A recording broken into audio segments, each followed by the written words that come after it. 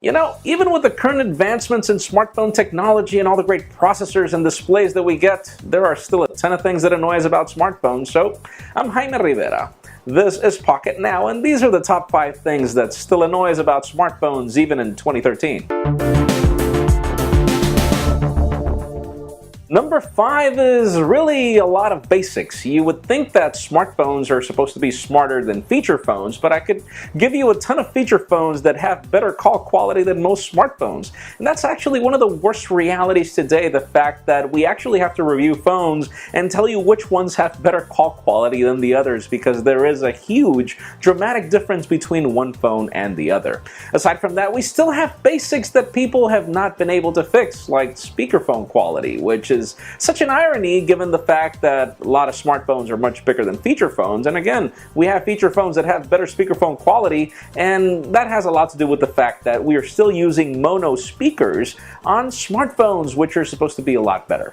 Number 4 is image quality on most smartphones. It is still hit or miss, and probably one of the biggest ironies is that I still have photographs taken with a 1.2 megapixel camera of a Motorola V635 almost half a decade ago that are much better than a lot of the photographs that I can take with the current Moto X. And that's really one of the things that we don't understand. Why is it that there is such an involvement of camera technology, and we have smartphones like the iPhone which really do a good job, but then again we have other OEMs that still haven't even figured it out. And probably one of the biggest ironies there is Sony, which is the company that's in charge of the imaging processors of most smartphones, and their camera technology is really not the best.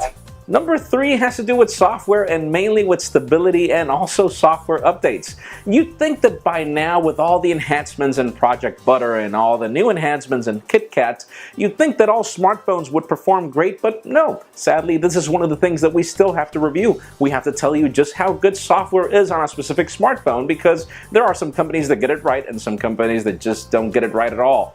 We have performance issues, we have issues where we think that so much processing power would be great, but no, some smartphones don't perform as well as they should, even with all the horsepower that they have.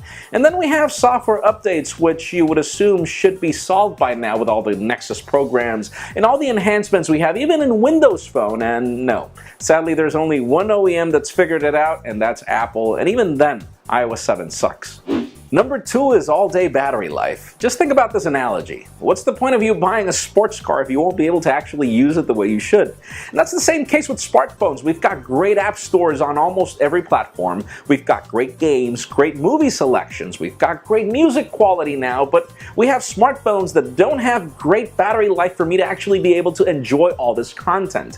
And that really makes having this great multimedia machine pointless. If I'm not going to be able to play the game that I want for more than an hour, or watch the movie that I want for more than a couple of hours, then it really becomes pointless for me to be able to have YouTube on my phone if I also have to be taking care of the battery to be able to actually get phone calls, because I also use my phone for that, or for messaging as well. We wish that smartphones and OEMs would figure this out. We really don't understand what the problem is. They're working on more processors, they're working on more displays, they're working on bigger phones, but they're not working on battery life, and we really don't understand why. And the top number 1 reason why we're annoyed by smartphones in 2013 is really compromise. It's the fact that there is no such thing as the perfect smartphone. If you want to buy the gorgeous HTC One, you're going to have to put up with the terrible camera that it has. Or probably get that gorgeous Galaxy S4 and then hate the hyperglaze coating in the plastic, and TouchWiz as well. You can get great battery life on the Galaxy Note 3, but you're not going to like a phone that big. Or you can get the gorgeous iPhone 5S and pretty much hate the fact that it's got iOS 7. There is really no perfect phone, and you have to put up with a lot of things lately, like the great camera technology on the Lumia 1020, but it's got this huge hump, and it's also got the problem that a lot of people don't really like Windows phones. So again, it's that compromise. It's the fact that there is no perfect thing out there. But that leads me to the question of the day. What annoys you the most of your current smartphone? What would you wish that your phone did better?